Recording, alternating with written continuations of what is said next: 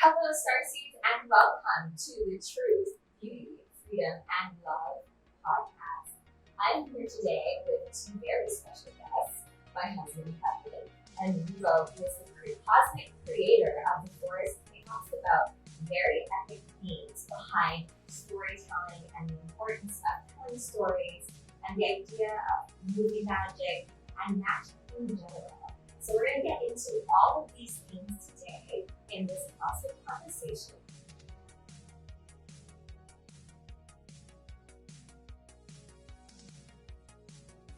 My name is Kevin. We're here to feature Lubo and his film project. I met Lubo, I think, at least 5 years ago now. I originally saw your work just online. I originally watched In Shadow and was blown away by it. I knew immediately that we related in some way, and I was like, this guy has seen my DMT visions, my psychedelic trips. Has been sort of manifested in this film, this short film. And I was like, wow, I have to reach out to this person. And I got in touch with you, I think through Instagram. And because I saw that you reside in Toronto, and I do as well. I'm like, hey, we have to somehow see if we can meet up, because there's too much synchronicity. And we met, and yeah, definitely we're just as cool as in person as I thought, based on the art that you had shown. So yeah. Yeah, and it just so happened that we live 10 minutes away from each other. Yeah. So it was totally synchronistic. And my name is Lubo Arsov. I'm an artist, storyteller. I work in animation. I write, direct. I do all kinds of other things in animation, and I enjoy the visual medium of storytelling and the way that we can manipulate it and create it and craft it in animation. That's my passion. Yeah, it started with comic books, so that was my first interest because it's even just the smell of the pages. But it was something about the comic books when I was younger, and they were much more readily available, and the stories were quite fantastical stuff you wouldn't see in animation. Animation is limited in terms of, or was limited because it's expensive to make, and there was only so much in Saturday morning cartoons, and comic books went into matters and topics that were way out there, like Warren Ellis or Alan Moore, and a lot of that stuff is just so juicy and subversive. Comic books are most like hieroglyphics because it's visual, and you're also saying something. So this is a very unique medium by which to tell a story. I'm going to throw a question to people first. What story influenced you as a child, which continues to influence you? Yeah, I feel like a lot of the Grimm Brothers fairy tales influenced me in different ways, but I think movie-wise, I would say it would be The Goonies. It's probably a lot of our people around our age feel that way, because they're just a combination of adventure, of discovery, of mystery, friendship, coming together. Yeah, coming together, and there was a great satisfaction in that coming together with everyone's various skills and just being at the edge of your comfort, where you're entering this adult world where things matter much more because there's death. There's, you encounter, there's skeletons and booby traps and criminals. And do you have a favorite scene? The favorite scene, I would probably have to watch it again, but I'll just go with whatever pops up right now. And it's something about the wonder of the end when the kids have achieved everything. There's quite an ecstatic moment of rapture, and the parents come, and the parents have this weird sense of awe at their children as this ship, the treasure, just appears, and it kind of ties everything together. It's just it's almost like the magical realm enters the mundane realm, the sacred enters the mundane, and for me that was it brought the movie together. It was quite profound. Yeah. Okay, now good luck. Good luck. It'd have to be between Star Wars and Back to the Future. But yeah, let's go with Back to the Future, actually. It's time travel.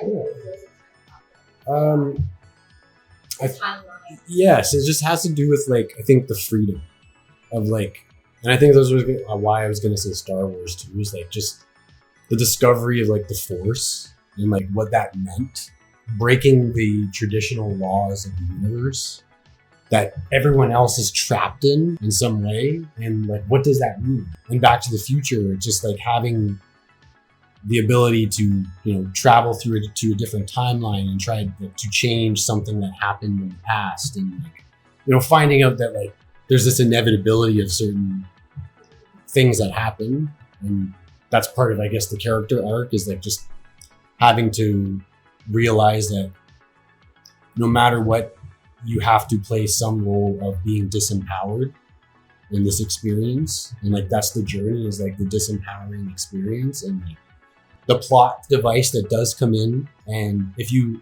pay attention you might notice it, but it's a plot device in every story that can lift off. Like you said, there's just like even in the Goonies there was that catharsis moment, and it feels as if the divine has like penetrated the mundane realm, and it has different forms, right? And science fiction is one form because you see something that's like magical in a way that's science, but I think magic, even like I said, Star Wars and the Force and levitation and telekinesis, and What is the Force? it has to do with I think like the quantum field and our ability to let go of our attachments to the dense idea of what we conceive this realm to be, and have a little more play with it.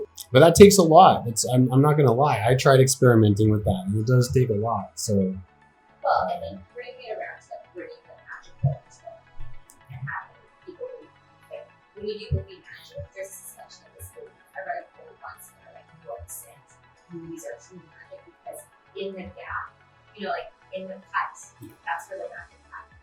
You scene together and you do a fight scene, a punch here and like sort of you fill in the gaps yourself. You can do a lot of animation to show things that you can't necessarily in like real actors. And when I was a kid, for a very long time, I didn't like watching animated. What animations have you seen in terms of inspiration that have inspired your work? What animations? Yeah, good question. Well, of course, I'll throw in Disney, classical Disney stuff. Yeah, and then there's some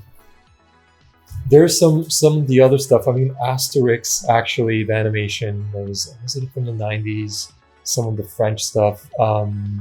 Of course, Miyazaki stuff, and some of the classical 90s anime, which we were speaking about earlier, and something about the craftsmanship in the mid 80s to 90s anime was like just so, there's just a lot of grit and dynamism, and the way that some of these directors emblemize reality, the way they would create slow motion while adding speed lines in the back to create an intensity within a very slow moment was super intense and incredible. I feel like I'm forgetting some pivotal things, but I'll just say Pinocchio is as a story and as an animation. So yeah, and I would say before that I was introduced to the Italian story as it is, which is darker. But ultimately, yes, the Disney version, I'll just say something about that either resonated with what was already imprinted in my soul, or it foundationally altered me, because I used to really obsess over that story. And, by now, a lot of us know with Peterson and many other people, like breaking down some of these myths, is that just the story of the soul, of a puppet cutting its strings, gradually becoming a real human being, going through the vices, the many pathways that move us away from attuning to what is real and what our soul's purpose is, and attuning to the divine. And I just actually, The Forest King is a reverse of that, because it's a horror film. It's actually, I haven't mentioned that to you guys before, but it's a reverse. It is I'm not going to give it away fully, but it's watch it. Yeah, watch it. Enjoy it. And so yeah, Pinocchio I think was quite foundational. So is there a comic book or a superhero that inspired you at all? I loved all of the superheroes. Mainly when I was a kid, I had Spawn a lot. Spawn was one of the heroes. I don't know what it was. I Like, was he watched movies, you know, as a kid. He would like ask his father-in-law, like, he would let a 9-year-old watch like The Angler or like these crazy horror films or like. it prepared me for a lot in life. But so you're also Spawn. Yeah, the Spawn was like one of the cool ones. I thought I just liked that. Like I liked badasses. I don't know what it is. I just liked people who had an edge. Yeah, yeah. But he was still like playing like a hero archetype, you could say. So it was just being able to dance the darkness and also being able to conquer the demons in the story. Is just I thought that was a cool character to be able to juggle that, you know, both of those sides. So you were comic book wise with comics. I actually also write Spawn. Yes. That's crazy. Yeah, I have like number 1 all Oh, the there way you to go. like Oh, it's so funny. yeah, it's like 50 or something. Oh man. And Seriously? yeah. So my taste when I was a teenager in comics was not very sophisticated, but I really enjoyed the art of a lot of the Image guys. I love Joe Madureira. Well, I don't know if anyone would recognize these things, but Battle Chasers I read, and then later I started getting into Hellboy when I was in animation. A lot of the graphic novels. I had a very good friend who introduced me to a lot of the indie comics, and he'd give me things like Jimmy, yeah, and also a lot of the Vertigo comics, and those really added sophistication to my palette. So Mauro was my friend who gave me all this stuff, and it was really that's when the trade paperback started coming up. Yeah. A lot of my comic books. Yeah, I was borrowing them, so I did have to give them back. But it was a gift. It was a gift. It was literally someone handing me this whole other universe that I could explore. So yeah, that's where kind of forget the Invisibles, a lot of the Vertigo titles. You know, I had mentioned Garth Ennis earlier, and I reading Watchmen in my first year in animation. I remember skipping a day of school because I was on my second day of reading, going through it, and I was like, I'm obsessed. You're I'm hooked, going yeah. to read this. If you were to tell a story to your inner child now about what the world is like now, what would you tell them? Okay. What I would say- how it's been. Yeah. And I feel like all of our favorite children, there's a show called The Magicians. Yeah. I've read the first novel Yeah, actually. Yeah. I Yeah. just concept of a shade right here, and like that inner child that will lose along the way from living in this existence. But you need to reintegrate with your inner, like that part of you that believes that dragons are real, that Yeah. magic is real. And so, what would you say to your inner child, the way the book is, and how perhaps, because this is what comes off the book, how do we bring magic back into the realm, the real? So it takes a child's imagination, so how do you tell a story to a child? Yeah. I feel like I would probably simplify it and make it quite innocent and say something like, at one point, all these beings were given the chance to experience life in a certain material existence on this planet with much bounty and wonder and its own laws. And all these beings had a spark of something bigger, of the all. But gradually that spark, because of the cycles of this world and its beings, was forgotten. And in fact, some beings were so enamored by this experience that they forgot where they come from, and they started to just hoard and control the experience based on the limitations that they had. And they got so addicted to it that gradually everyone forgot it. And we're in this time now where everyone's forgetfulness and addiction is turning to this dark cloud and this dark being, which seems to now be actually taking over people and leading them into something that's much farther away from the sort of like the magnificence of the experience of being one who knows themselves. And here we are experiencing a lot of beings who are remembering the spark and are bringing the spark despite this dark cloud's momentum of being a dark blanket of forgetfulness. And there's a great beauty and a great courage and great fear, and all of it is this fascinating story of the emergence and remembering, and also not only remembering, I think bringing in new things that we've never even experienced on this on this journey. So it's a moment of heroic claiming of our spark Yeah. and beaming it and magnifying it out. Yeah. Yeah, Oh, yeah. if you could speak to little Kevin Mhm. and tell that little Kevin, I spoke to little Kevin actually. I told little Kevin things are really hallway. Oh yeah. And they don't worry so much, things will work out. But what would you tell little Kevin in terms of what would you say to little Kevin so that now you think It would mainly be to not waste time because it's all you have to work with, and don't get pulled by your lower desires. That's mainly, I would say, not to be pulled by your lower, yeah. Instead being pulled by your highest. Her question, like, when it comes to art and creativity and what that means going forward, how do you, if you could like have a pie in the sky idea and creativity range, there's a new way by which we are all aligned with creativity.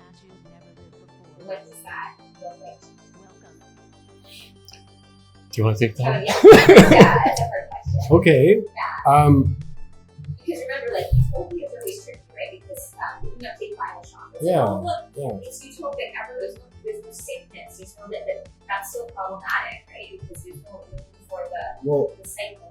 Well, this is what I think that the AI art is subverting, is the possibility of us having, you can call it like telepathy, but being able to have a shared, like this VR does this, right? We can be sharing a vision and being in a completely different world, and that world can have, like if you made the game that we're playing, it could be all the rules you want of the game.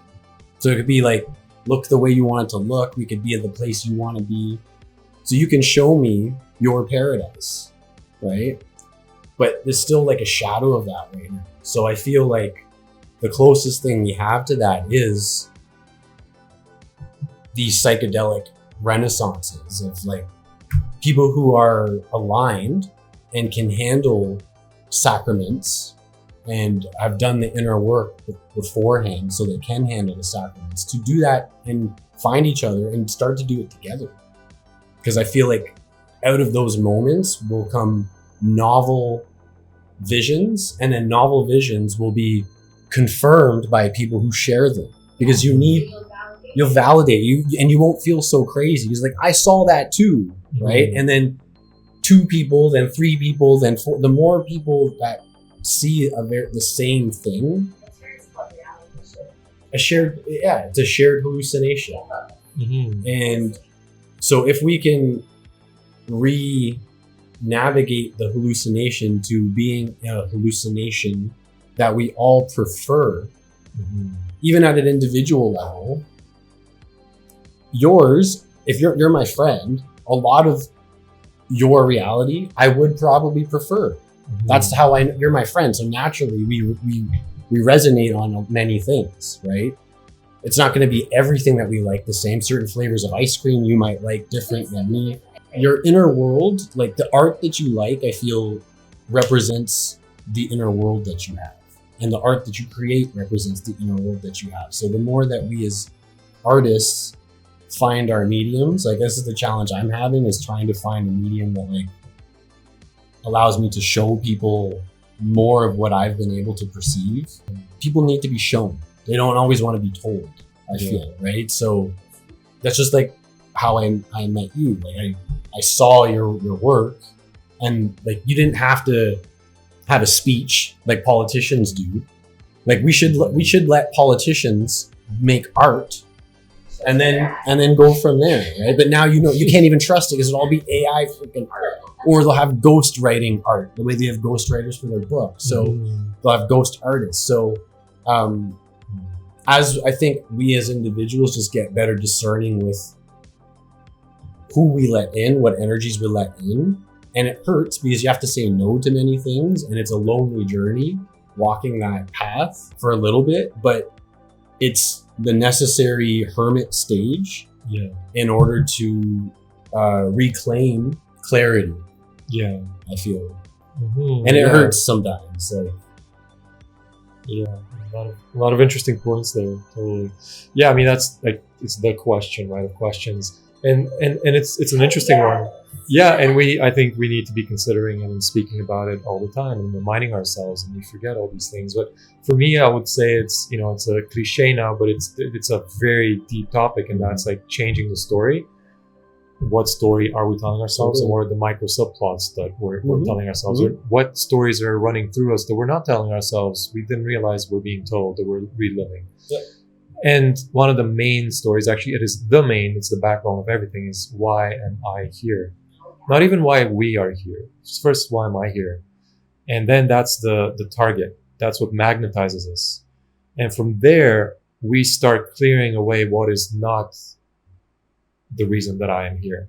So what are all the strings, the puppet strings that are doing different things that I'm allowing, and I'm always responsible for everything, every second that I perceive, right?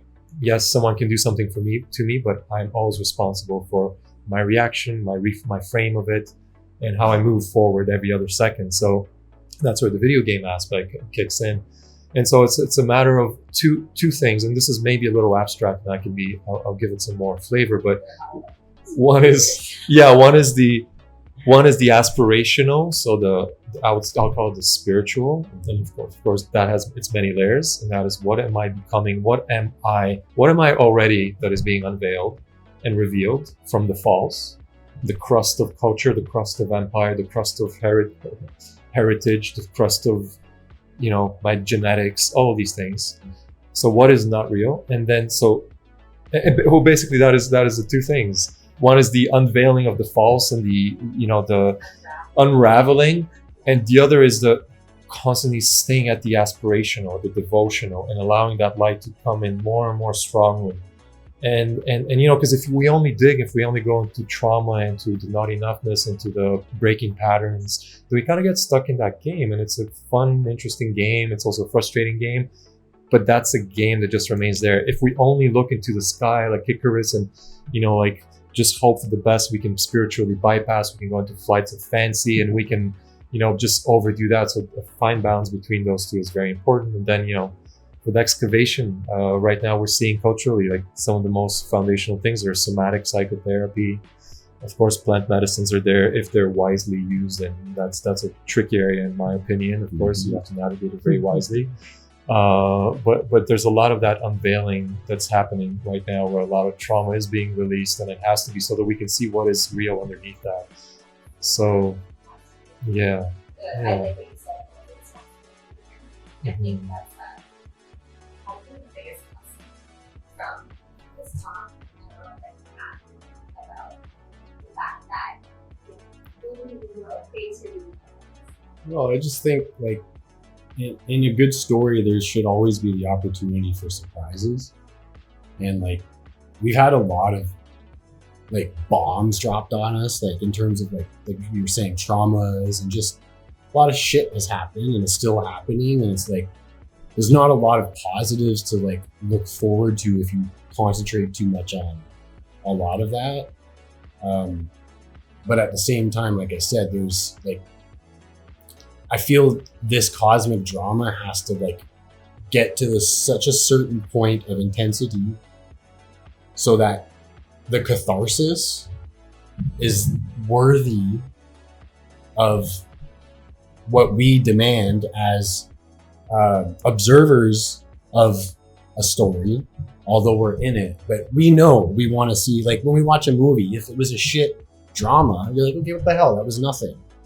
So when we sit back at the movie theater of our life, having our own life unfolded to us as a film, you get to see the moments and you're like, yeah, like, and you had no idea while you were in it that you were, yeah, like, and so like the pieces kind of can, I think, fit and we can all have that moment of like the aha, like, the sigh of relief of that it's all going to be okay, right? Because it's hit a point where it all seems so unreal to me and so insane that I just finally like let my hands go. I'm just like this now. Like whatever happens. I don't have really any like control over the outcome. Yeah. At that like control freak level. Thinking that just venting about it is gonna solve it or that I can just change everyone's mind myself. I have to find people like that resonate with the reality that I prefer, you know? And my idea of what you can call it heaven, you can call it paradise, my idea of that, if it's similar to yours, that means we want the same things. Meaning, why don't we just work together? Right? So it sounds simple, but like I've just hit a point where I'm too tired and too, I no longer want to waste that time in communication. And I want to save other people the time as well to find other people that have a reality that is best suited to them. Yeah. You know, I know I'm not everybody's cup of tea. It's just a matter of finding those that we are like really meant to unlock and synchronize with and surprise each other, you know, because that like, I love being surprised, like having a surprise birthday party or a surprise, like it's like such a cool feeling whenever, if you've ever had that, right? It's just like any surprise or someone gets you something you didn't expect, anything or just anything like that. But that's a good surprise. We become afraid of surprises because they've been so, yes. Because they're usually negative. Like every little bit of news that the government announces is something that we didn't ask for and we're getting anyways. So like, why does it have to be this way? Right? We've all had the child experience of like wishful thinking. And now we're adults and it's like, oh, we can make our own, right? But we have these obstacles that basically tell us, no, you're limited in even what you can make. And you have to do it only within this little playpen. And certain things, if you do that, we're going to put you in a cage, even if it doesn't hurt anybody, right? So the parameters are so like off kilter. So I just think as consciousness goes through its different waves of expanding and shrinking and expanding, like I just put it out there that people start to question a little more and start to test their reality and like scratch at its surface a little bit, find the edge and push a little further and ask the question. Yeah, don't be afraid to ask the questions. And if people don't have answers, then maybe we should stop giving them authority. Words of inspiration to the human family. Yeah, so I've been having quite an extended diet from news overall, alternative, and of course all news. So my nervous system is quite calm in comparison to what it was a year, 2, 3, 4 ago. So not feeling. Yeah, news diet. So, you know, of course, the questions are like, well, should I not be aware of things and prepare? And yes, of course, have a peripheral eye on it. But there's no need to marinate in alarmism and sensationalism of the alternative. Specifically, I would say even more so now the alternative news cycle. Because there's a pain body within us collectively that just like feeds on more trauma and like more excitation of like, how are they going to screw us over next? And you know, that sort of feeds the ether with more of that same energy. That's one way to see it. And of course, yes, a lot of like interesting, scary stuff is happening, and it may sound fluffy, but where I'm at lately is like, I am aiming to live a more fulfilling life and questioning as to what does that mean for me daily. I am seeing certain patterns come over and over and try to like sink me into the sameness of yesterday, into a Groundhog Day. So that's fully my responsibility. How can I be more happy? What does love mean for me in like the smallest ways, not in some idealized ways, with my partner and like my family and friends? And there's so much to learn there for me. And how can I conduct myself with integrity and authenticity with strangers, which is a game that sometimes is super rewarding and clear, and some other times it's a game of forgetfulness and reactivity. But I feel like I'm getting better and better at it. And something about going back into these basics and the simplicity of it is great for me because I'm getting more of a hold on the creation of my reality, and the matrix itself does not perturb me as much. And after saying this, I'm probably going to go into some crisis. and I walk out the door. yeah. And also, I just like full disclosure, I did come out of like a dark night of the soul over the last year. So it's like, in a way, I've earned my moments of clarity. But yeah, inspiration, fulfillment, first and foremost. Like, fuck it all. If it ends, who's fearing that? What part of us is fearing? Face that. If it ends, so what? Like, just live it fully. And yeah, what part doesn't want to live fully? What part resists joy? I know that there's a part in me that used to be much stronger. Face that part. It's not them. It's that part in me that's resisting it. So at the end of the show, would you like to please share with the viewers where they can find you and all of your work? Yes, I'm not too present anywhere specifically other than here. So but I am present on. Yeah. So I'm mostly on Instagram if I post once a month or something. So Instagram at Lubo. I may start doing more tweets, and I'm inspired to share some thoughts there. So at Lubo again on Twitter. And X. Yeah, right. X. Double agent Elon. Yeah. Yeah. No website yet. I will make a website. I need to be represented in the digital space. Yeah, and yeah, feel free to watch In Shadow on YouTube. Yes, I will have all of those. Yeah. Thank you so much for listening, and thank you for also doing this. Oh, it was awesome. Thank you, brother. Thank you. I wanted to have conversations with males.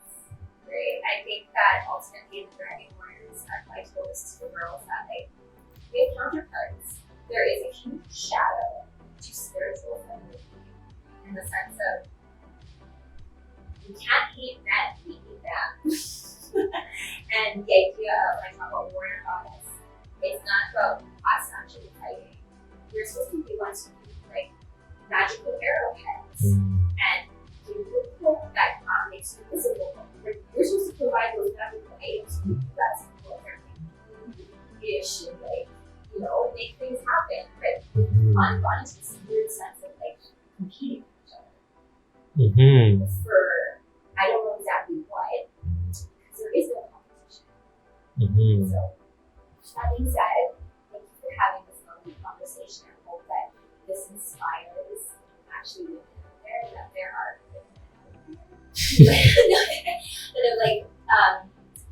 that I think both of you embody that spirit of deeper, say the deeper calls to her warriors.